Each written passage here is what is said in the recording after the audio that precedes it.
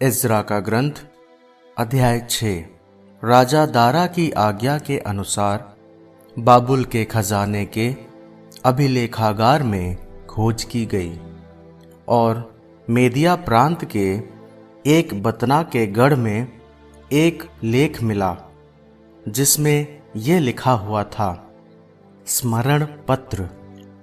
राजा सीरुस ने अपने शासन काल के प्रथम वर्ष यरूशलेम में ईश्वर के मंदिर के संबंध में यह राजाज्ञा निकाली।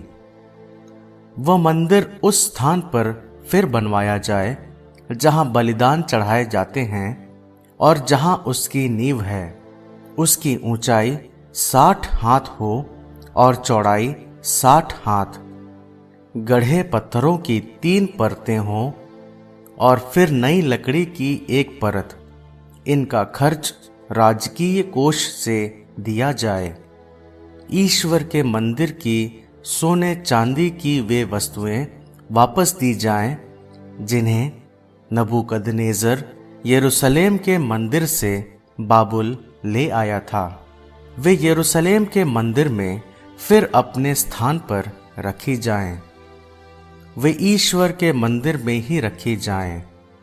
इसलिए नदी के उस पार के शत्रप, तत्तनय, शतरबोजनय और उनके साथी पदाधिकारी आप इस कार्य से दूर रहें।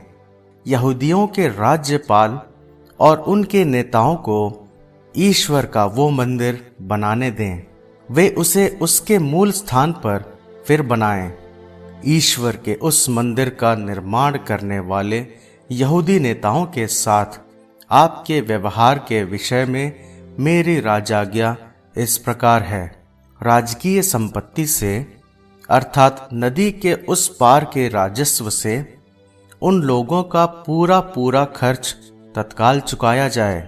स्वर्ग के ईश्वर की होम बलियों के लिए प्रतिदिन आवश्यक बछड़े, मेढ़े और मेमने, फिर यरूशलेम के याजकों के निर्देश के अनुसार गेहूं, नमक, अंगूरी और तेल उन्हें अवश्य दिए जाएं, जिससे वे स्वर्ग के ईश्वर को सुगंधित बलि चढ़ा सके और राजा और उसके पुत्रों की जीवन रक्षा के लिए प्रार्थना करें। मेरी आज्ञा ये भी है कि जो कोई इस राजाज्ञा का उल्लंघन करे उसके घर से एक बल्ली लेकर खड़ा किया जाए और वह उस पर लटका दिया जाए और इस अपराध के कारण उसका घर मलबे का ढेर बना दिया जाए। यदि कोई राजा या प्रजा इस राजाज्ञा में परिवर्तन करे या यरूशलेम में इस मंदिर का विनाश करे तो वह ईश्वर जिसने वहां अपना नाम प्रतिष्ठित किया उनका सर्वनाश करे। मैं दारा ने यह राजाज्ञा निकाली, इसका अक्षरशः पालन किया जाए।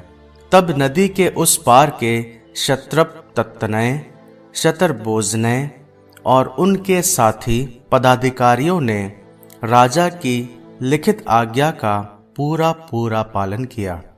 नबी हग्गै और इद्दो के पुत्र नबी जकर्या की प्रेरणा से यहूदी नेता मंदिर के निर्माण कार्य को सफलतापूर्वक आगे बढ़ाते रहे। उन्होंने वह कार्य पूरा किया जिसे इज़राइल के ईश्वर और फारस के राजा सीरुस द्वारा और अर्थजर्कसीस ने उन्हें सौंपा था। राजा दारा के 6ठे वर्ष अदार महीने के 3रे दिन मंदिर का निर्माण कार्य पूरा हो गया। इस्राएलियों, याजकों, लेवियों तथा अन्य लौटे हुए निर्वासितों ने आनंद के साथ ईश्वर के मंदिर का प्रतिष्ठान पर्व मनाया। ईश्वर के इस मंदिर के प्रतिष्ठान के समय उन्होंने 100 साँड़ों, 200 मेढ़ों, 400 मेमनों और इस्राएल के वंशों की संख्या के अनुसार समस्त इस्राएल के पापों के प्रायश्चित के लिए 12 बकरों की बलि चढ़ाई। इसके बाद उन्होंने यरूशलेम में ईश्वर के मंदिर के लिए याजकों और लेवियों को अपने दलों में विभाजित किया, जैसा कि मूसा के ग्रंथ में लिखा हुआ है। लौटे हुए निर्वासितों ने प्रथम महीने के 14वें दिन पास्का पर्व मनाया। याजकों और लेवियों ने शुद्धिकरण की रीतियों को पूरा किया।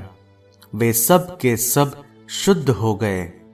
लेवियों ने लौटे हुए निर्वासितों, अपने साथी याजकों और अपने लिए पास्का के मेमने का वध किया। निर्वासन से लौटे इस्राएलियों ने उन सब लोगों के साथ पास्का का मेमना खाया जो देश के गैर यहूदियों की अशुद्धता छोड़कर प्रभु इस्राएल के ईश्वर की ओर अभिमुख हो गए।